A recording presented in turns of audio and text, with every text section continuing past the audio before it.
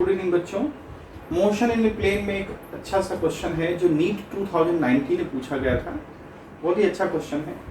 उसमें कहता है कि डायग्राम दिया है और ये कहता है कि एक पार्टिकल है और उस पार्टिकल की वेलोसिटी किसी फोर्स के अंडर मूव कर रहा है। ठीक है, तो इस तरह इसको फोर्स लग रहे होंगे P, Q और R। क्वेश्चन पूछता है कि इसकी वेलोसिटी क्या होगी, कांस्टेंट होगी, चेंज होगी, बढ़ेगी, घटेगी। ये इसमें ऑप्शन में दिया है।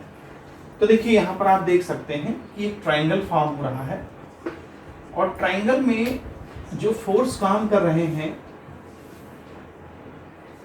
इस तरह से काम कर रहे हैं, U, R से P, P से Q और Q से R।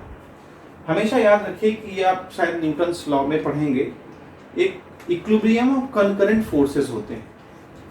अगर किसी बॉडी में फोर्स इस तरह लग रहे हों, ये बॉडी में लगने वाले फोर्स, अगर किसी बॉडी में इस तरह फोर्स लग रहे हों कि वो क्लोज लूप बना रहे हों, क्या बना रहे हो? Close loop. ये ध्यान रखिएगा, क्लोज लूप बना रहे हैं। इसका मतलब उस बॉडी पर लगने वाले फोर्स, सारे फोर्स, उनका एल्जेब्रिक सम कांस्टेंट होगा। ठीक है, एल्जेब्रिक सम जो है उनका फोर्स का कांस्टेंट होगा, या यूं कह ले जीरो होगा। कांस्टेंट नहीं बल्कि जीरो होगा और वो बॉडी रेस्ट में होगी। ठीक है, जितने भी फोर्स उसमें एक्सटर्नल फोर्स काम कर रहे हैं उनका एल्जेब्रिक सम जीरो होगा और वो बॉडी रेस्ट में होगी, या मोशन में कर रही तो मोशन में रहेगी, मतलब अपनी उसकी कोई पोजीशन में चेंज नहीं आएगा, जो उसकी पोजीशन है वही बनी रहेगी। क्वेश्चन पूछता है कि अगर ऐसा है तो उसकी वेलोसिटी में क्या चेंज आएगा। तो आप देखिए, हमने आपसे बोला कि अगर ऐसा क्लोज लूप बन रहा है, ट्रायंगल फॉर्म हो रहा है, इसका मतलब एक्सटर्नल फोर्स जीरो है, उस पर जो फोर्स लग रहा है उनका जीरो है। अब फोर्स क्या होता है, देखिए फोर्स होता है मास इनटू, भाई फोर्स क्या है आपका? मोमेंटम है। फोर्स आपने फॉर्मूला पढ़ा है, चेंज इन मोमेंटम, ठीक है, इज इक्वल टू फोर्स। तो हम यहां ये लिख सकते हैं कि delta P upon delta T is equal to zero. तो हम ये लिख सकते हैं delta P is equal to zero.